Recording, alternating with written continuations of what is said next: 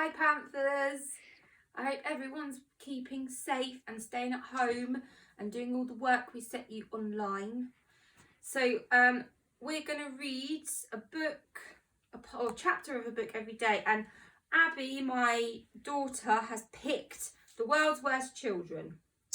So we're going to read one from this. Now, this is her favourite story from the book we're going to start with, and it's called Bertha the Blubberer. So, if you're sitting comfortably, I'll begin.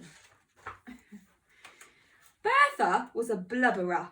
She would sob, she would howl, she would bawl. The little girl was only 8 years old, but she must have spent 7 of them blubbering. Anything and everything would set her off. Loud noises, silence, bright lights, the dark, small dogs, large dogs, medium-sized dogs, rodents of any kind, red socks, frogs, toads, tadpoles, especially bouncing balls. Fireworks, dust, the heat, the cold, ducks, geese and swans. Orange juice with bits in, burnt toast kettles, stickers, wet grass, anyone in a hat, ear hair, nostril hair, monobrows, burps, vegetables, moustaches, clouds, smells of any kind, even nice ones, bouncy castles, the raisins in raisin biscuits, Christmas crackers, anything made of plastic, mud, water slides, rain, cat hair, colour purple, men with tattoos, park benches. The little girl had a younger brother called William. From the day he was born, Bertha was beastly to him. She hated having to share her parents' attention. Then one day, Bertha discovered a wonderful thing. She would cry and blame it all on her little brother. And the more she cried, the more attention she got. So the girl thought up more and more wicked plans to make William look horrid. Bertha's favourite ploy was to cry and cry and cry, alone in her bedroom, pretending that her brother had hurt her. When Mother bounded up the stairs to see what was wrong, Bertha would blub through the river of tears. "Mama, it was William. He pinched me. William pinched me hard on the arm." Sometimes she would elaborate on the lie by actually pinching herself. Bertha would then offer up the very tiny red blotch on her arm as evidence of her brother's beastliness. "Wah!" she would wail. Then Mother would burst into her son's room next door to confront the boy. Young William was usually reading or playing quietly with his earplugs in. He had enjoyed a lifetime of bawling and had therefore fashioned earplugs out of marshmallows so he could get on with things in peace. "Why did you pinch your darling sister?" Mother would demand. "What?" William would reply. It was hard to hear with marshmallows in his ears. "And why have you got marshmallows in your ears?" William would take out the marshmallows and protest his innocence.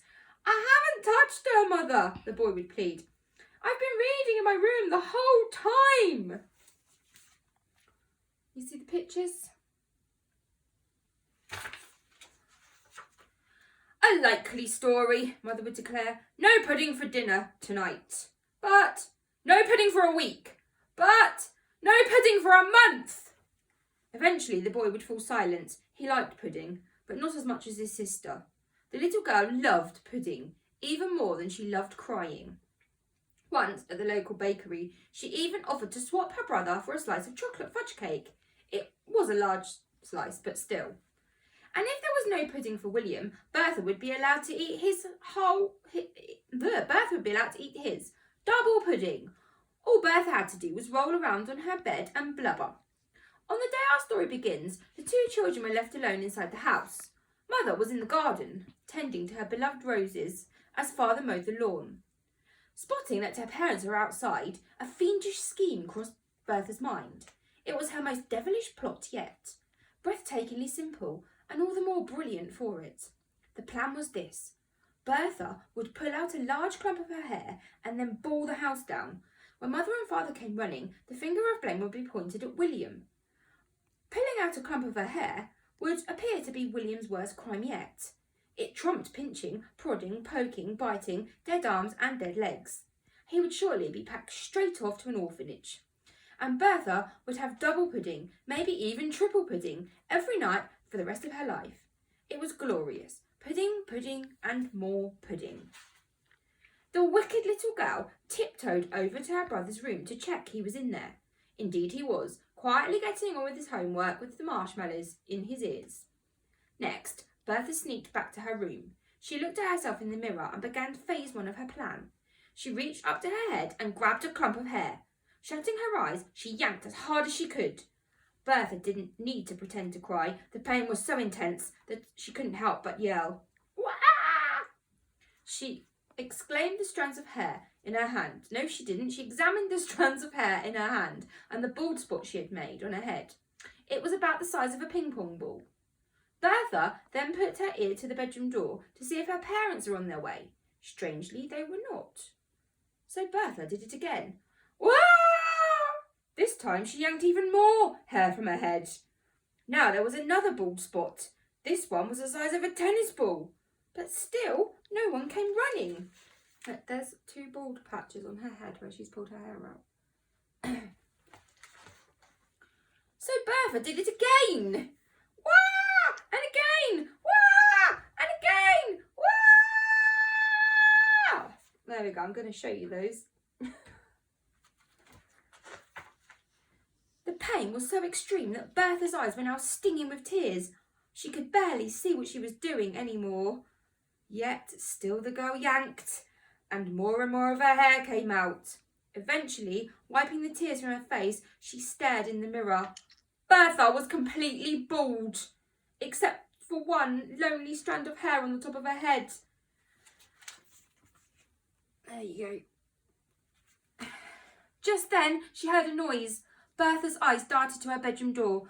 To her horror, her mother, father and brother were all looking at her through the door. Bertha stared at them for a moment, and they stared back at her. How was she going to explain this? Bertha didn't know what to do, so she did what she always did. The girl screwed up her face and began bawling. Wah! It never failed. Wah! Except this time. What on earth are you crying for? Demanded father. Because, Mama and Baba, that beastly brother of mine pulled all of my hair out, replied the girl through her theoretical sobs. William couldn't help but smirk at the sight of his wicked sister, who had at last been well and truly busted. Actually, you've still got one hair sticking out of the top of your head, proclaimed the boy. Bertha examined herself in the mirror again. It did look rather strange, having just one lonely strand, so she plucked it out between her fingers. That can't have hurt, protested William. It was just one little hair. Bertha was becoming desperate now. But you pulled out all the others, William, you evil little wretch. We have been standing here for the last few minutes, young lady, began Mother. We saw the whole thing, said Father. The smuggest grin spread across William's already smug face. But, protested Bertha. No doubt you have been doing this all along, accused Mother. But, no pudding for you, young lady, declared Father. Bertha stopped protesting for a moment. The punishment didn't seem so bad. Missing one pudding, she had a stash of chocolate under her bed anyway. The girl gave her brother a self-satisfied look. Then, like a prize fighter, Mother delivered the knockout blow. Ever again. Bertha froze. This was worse than having no hair. No puddings, but Bertha loved puddings. If she could, she would eat puddings. How could she live without cake and ice cream and meringues and cream and sponge cake and Eton mess and custard tarts and French fancies and treacle sponge and apple crumble and custard and jelly and cupcakes and sticky toffee pudding and jam roly-poly and chocolate mousse and brandy snaps and trifle, all preferably eaten in one sitting. Really, Mama, pleaded the girl, this can't be true. No puddings forever. Forever and ever and ever, replied Mother, who was mightily cross that her daughter had fooled her for so long. Now every night Bertha would have to watch her brother across the dinner table, savouring every last morsel of not only his delicious pudding, but what would have been Bertha's too. Double pudding! Most evenings Mother would give William her own pudding as well, to make up for his harsh treatment over the years. Triple pudding! Often the boy would be allowed to eat his father's pudding too. Quadruple pudding! It was torture for the girl to watch her brother eat all her favourite puddings night after night after night, while she had not a crumb of one. Bakewell tart, Arctic roll, Eton mess, William would lick all the bowls clean. To make matters worse, under the table the boy would pinch his sister's leg as he scoffed away. Wah! He pinched me! Bertha would cry, but nobody ever believed her. Bertha the Blubberer had blubbered. One too many blubbers. Look, there you go. So, Abby, what's the moral of the story? Not to whinge and cry all the time. And not to blame your brother for everything.